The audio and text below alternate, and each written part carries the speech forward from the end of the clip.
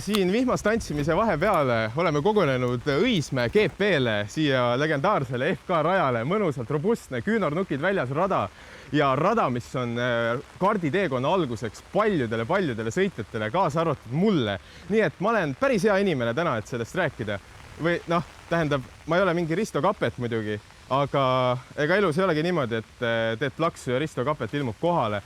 Nii et selles mõttes peate minuga täna leppima ja hakkamegi siis rääkima sellest põnevast rajast. Ja esiteks oleme kogunenud siia boksikurvi ja siin tähtis, et selle torbiku juures, et seal pole mingit mõtet veel pidurdada, isegi kui vihma sajab, seal lihtsalt julgelt. Nii Risto, sinu võib seda rada sinu elutoaks kutsuda täitsa, et alustamegi siis sellest, et kuidas siin boksikurvis vihmaga õige oleks sõita? Ja kuivaga on see võib-olla lihtsamat sorti rada, aga märjaga on siin väga palju see võimalusi, kuidas siin sõita, on sama kirju nagu see asfalt ise. Et võimegi sinna kurvi siis minna ja vaikselt näidata. See algab juba kaugelt. Sest et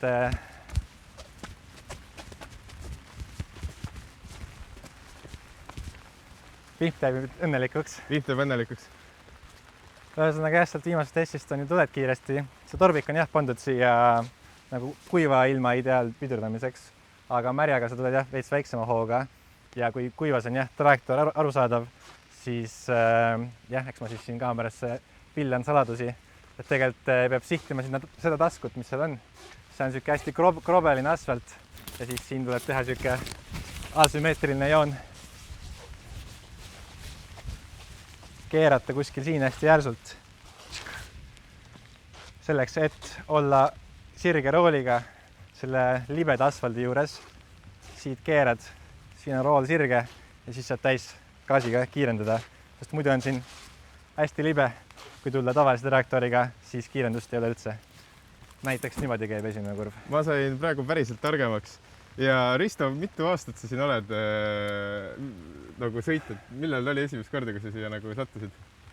Ma esimest korda, eks ma olin täitsa laps, kui ma kuidagi sünnipäeval siia sattusin, aga aasta oli 2010, kui ma käisin Õismäel siin gümnaasiumis ja siis ma vist 9-10 klassis, ma hakkasime pärast kooli käima siin sõitmas ja aasta oli 2011, kui ma siis tulin siia tööle rajapoisiks ja siis paar aastat ma siin oli rajapoiss ja siis kokku vist 8 hooaega olen siin instruktori tööd teinud, vahepeal väikseste pausidega ja selles suhtes inimesed on siiamaani sõbrad ja mõnikord ma käisin abis, nii et vastab tõele, et ma olen siin veetnud rohkem aega kui üheski oma nagu kodus, sest ma olen suht palju kolinud.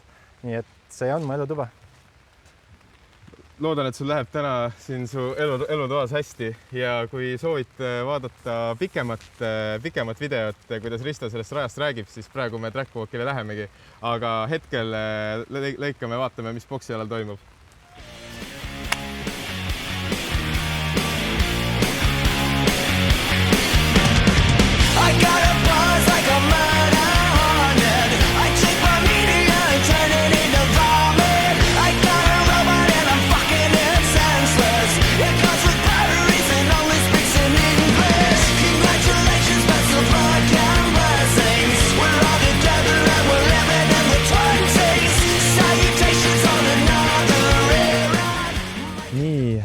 Boksiala, nagu te näete, selline tuuline, õrnalt vihmane, aga samas võistlushimuline, sest kvalid on praegu peal. Esimene grupp kvalidest Art, kusjuures on ka kohe esimeses grupis. Tavaliselt on seal, üritame teda sokutada sinna viimasesse gruppi, aga täna kvalidega on meil nii, et kuna sajab, siis me võtame igast grupist 3 esimest ja tõstame nad siis A-hiiti. Ehk siis kuna muutuvad olud, siis me peame mingi lahenduse leidma. Et siiamaani oleme kõik sõitnud kuivas 3 etappi ja ei ole pidanud sellega tegelema. Aga siin erilist midagi ei olegi, tegelikult on tuju väga hea, sest hommikul välja vaadates vihma ladistas normaalselt ja ei olnud erilist motti tegelikult siia tulla, aga nüüd muusika käib, räägin, kõik toimib, asi liigub, võistlus käib, burger on kohal, simulaatorid on kohal, praegu Paul Aron võistleb Silverstone'is, F2 käib seest telekast, et inimestel on selles mõttes siin nipet-näpet teha küll ja ma arvan, et seda kõike näete järjest videodest.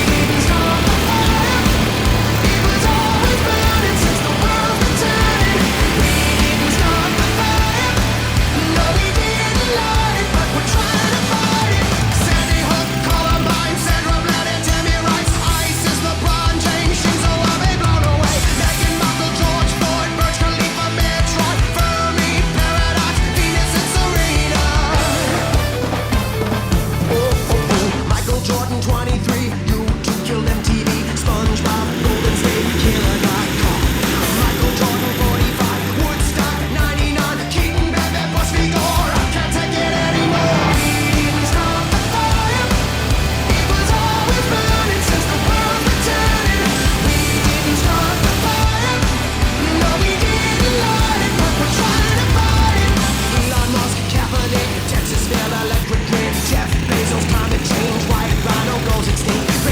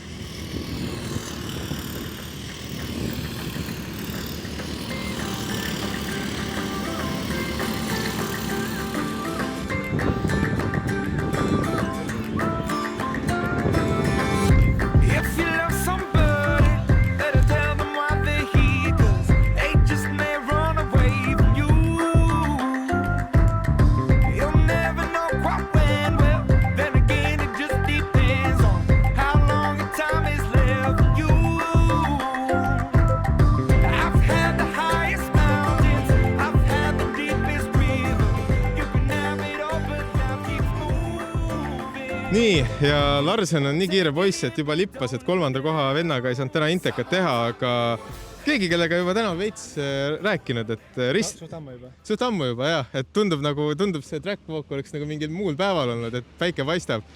Aga Risto tänane päev algas sellise FK mälestustega, meenutamisega ja nüüd lõppes teise kohaga ja kuigi oma ühe põhikonkurendi taga, aga kuidas sa enda päeva kokku võtaksid enda vanal heal FK rajal?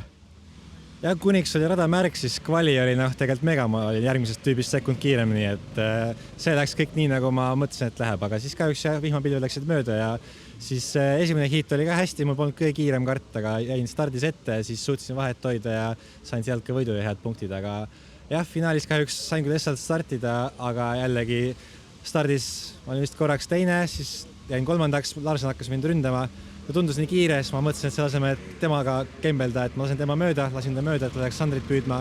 Ta ei püüdnud Sandrit kinni ja siis me Larseniga väga kõva võidu sõitma ja enamik sõidust üritasin tal ikkagi tagasi järgi püüda ja siis enam-vähem hakkasid viimased ringid tulema, siis ma ründasin teiega ja me 2-3 ringi olime suht kõrvuti ja sõitsime sama aega ja see oli päris kõva võidusõit, et see oli lahe. Kõik oli mega, välja arvatud see, et Sander võitis, nii et tegelikult meil see punkti vahe on suht väike, nii et pingeline.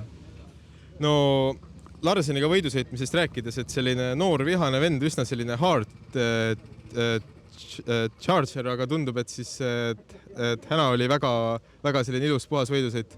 Ja ta on küll noor, aga ta on ka Iller Jürgensoni kardikooli jünger ja ta sõidab tegelikult väga puhtalt ja väga tasaselt, et ta on väga stabiilne ja mõistlik sõita, aga suht siuke võrdväärne konkurent, meie agressiivsuselt tase on suht võrdne, et see on suht lahe, et varsti saab videost vaadata, kuidas me täpselt kõrvuti läksime kurvidesse ja see oli lahe, nii et mul on tegelikult hea meel, et mul kardiloosiga nagu väga halvasti ei läinud keskmised kardid, et siis ma sain ikkagi nagu häid punkte, et kuigi nagu oli kuiv, siis sai hästi sõita, aga tegelikult Sander sõitis sama kardiga finaali, millega mina võitsin eelfinaali ja ta oli natuke kiirem, nii et see on väike mõttekoht, ta on must ainult paar kilo kergem, nii et midagi ma oleks saanud paremini teha ka kuivas, nii et arenguruumi on isegi siin.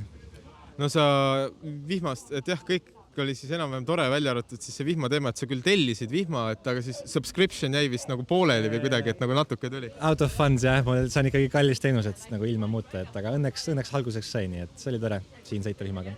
No Evalis on muidugi Hannes Rosse, kes ilma kontrollib, aga räägime täna Eval Simmerik Challenge'ist ka, et natuke selline asjade miksimine, mis tuligi välja, et nagu näha siis, kui ralli kiiruskatse, siis ei olnud väga tavalised nimed seal tingimata eespool. Jah, sest Romiga me olime jälle kõrvuti vahel, et 0,1 sekundit 6-minutilisel rallikatsel, aga jah, esimene vend läks pikalt eest ära. No sest eks ma rallit kodus ei sõida, et sealt see vahe tuli. Ja ma väga hullult ei spioneerinud ka seda rada seal, nii et aga seda poolt minutit poleks kinni võtnud. Plus, kuna see kombineeritud parim aeg on, siis samamoodi nagu rallikatsega, see rallikatse loeb palju rohkem kui see kardiaeg. Nii et siis see üks punkt sinna läks, mis tegelikult võib jällegi Sasiga võitluses olla päris oluline. Aga õnneks Sasi ise ka kiiremat ringi ei saanud, nii et jääb pingeliseks. Focus RS meeldis? Jah, sest suhtes tegelikult see rallikatse oli ülipingeline, see on korralik keskendumisharjutus ikka, et seda 6 minutit rallikatset sõita, väga erinev kui see, aga mulle muidugi SimRacing meeldib iga nurga alt alati. No kindlasti ja tundub, et ka kardisõit ja FK rada, et Risto oli sinuga tore täna hommikupoole vihmast tantsida ja õppisin ise ka selle raja kohta päris palju, leidsime mingi laheda pingi ka, et mõnikord võib sinna minna istuma niisama juttu rääkida ja soovin sulle ülejäänud hooajaks edu. Aitäh! Nii, eelmisel aastal võitis see vend avaetapi ja siis olude sunnil, hea õnne, halva õnnega igatahes ei tulnud uuesti poodiumile. See aasta võitis Sander jälle avaetapi ja nüüd järgneval 2 etapil ei tulnud jälle poodiumile. Küsimus, kas kordub sama asi? Kurat ei kordu. Sander võitis täna ilusa, kena võidu. Kuidas sõit sinu perspektiivist oli, et Risto on hakanud kujunema see aasta põhikonkurendiks tiitlile ja tuli väga oluline võit? Jah, Risto kindlasti konkurent, aga ei saa teisi ka unustada. Kristjan on ka tegelikult üpris lähedal, täna natukene kehvem, aga kaalueelistel on ja teistel etappidel kindlasti kiire. Ristoga meil on juba tegelikult eelmisest aastast, kui vaadata ringi aegu ja kvalifikatsiooni tulemusi, siis sama kaardiga sõidame enam-vähem sama aega, et siin õnneks sama kaardiga suutsin 0,2 kiirem olla, et võib-olla sinna taha temal jäigi see, et natuke oli võib-olla tempos kehvem, pole võib-olla siin FK-s nii palju sõitmas käinud viimasel ajal, et ma olen siin käinud iga mehe võistlustel vahepeal ja on suht käpas see rada. Ilmastik mängis suht palju rolli, lootsin tegelikult ise ka, et tuleb vihmasõit pärast vihmast kvalifikatsiooni. Tagantjärgi võib öelda, et vist on hea, et ei tulnud, et loosiga läks hästi.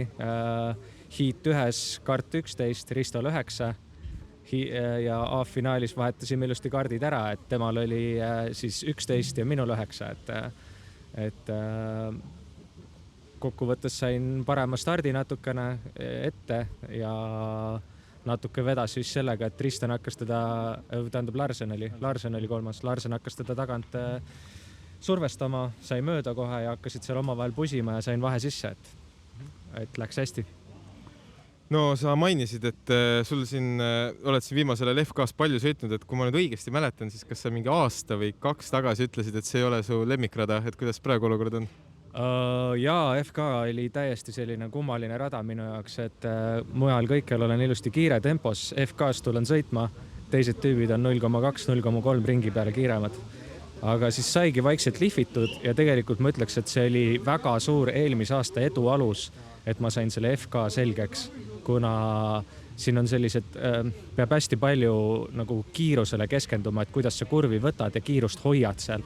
Et siin on suhteliselt sirge rada, pidurdama väga ei pea, aga just määravaks saabki see, et kui hästi kurvi siseneda ja seal kiirust hoida, et siin tuleb natukene libiseda, aga mitte liiga palju.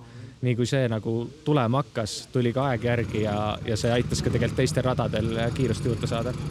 FK ongi selline huvitav rada, et see on selline, täpselt väga hästi ütlesid, et see on selline trikkide rada, et siin on mingid kohad, et sa lihtsalt lõpuks katse eksitusmeetega ja veits pead nagu teadma ka, et keegi peab nagu ütlema, et siit peab seda ja erinevad rajakatted.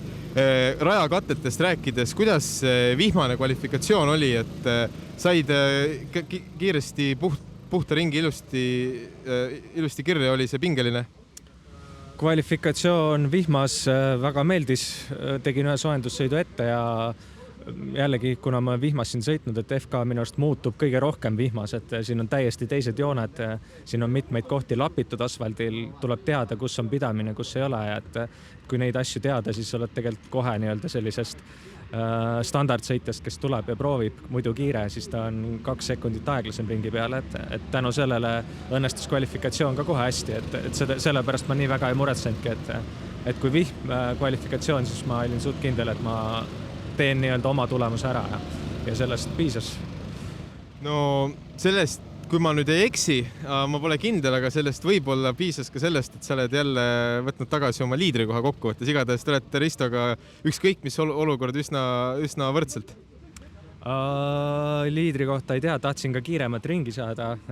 Pingutasin päris kõvasti selle nimel, et seda lisapunkti võtta, aga Daniel kahjuks B-finaalis tuli ja sõitis kiiremini. Tal kerge kaaluelis ja pluss ta on, kuidas siis öelda, FK spetsialist. et sealt võib-olla ei punkt maha. Ristoga vist meil 11 punkti vahe, et ma ei tea, kas päris seda järgi võtsime, sest Hiidi võitis tema, mina teine põhisõidus teistpidi, et vahe kindlasti vähenes ja oleme suht võrdsel pulgal, et nii-öelda Raplas näeme. Raplas näeme ja Raplas rääkides, et Raplas algab nii-öelda hooaja teine pool, et ega vist siin muud ei ole, et konkurendid on näha, siht on näha, oled sellest trendist ka lahti saanud, et tavaetappi võit ja siis enam poodiumile ei tule, nii et tundub, et kõik on vist ilusti kaartid, et siin on vist ainult üks eesmärk ülejäänud hooajaks. No kindlasti, et eelmine hooaeg sai õnnetult 4. jäädud ja nagu klassikud on öeldud, 4. koht on jama, et siis see aasta on ikkagi kindel siht minna üldvõidu peale välja, et senine hooaeg on enam-vähem läinud, Laitse oli natuke keerulisem etapp, aga samas sai seal ka nii-öelda enda tulemus maksimeeritud, et praegust on kõik hästi. Rapla on ka tuttav rada, Põltsamaa on natukene huvitavam, seal ma vähem sõitnud, aga loodetavasti kujuneb edukaks. Loodetavasti kujuneb edukaks ja kindlasti kujuneb ka põnevaks. Tõepoolest, Raplas näeme ja väga-väga-väga hea meel selle võidu üle.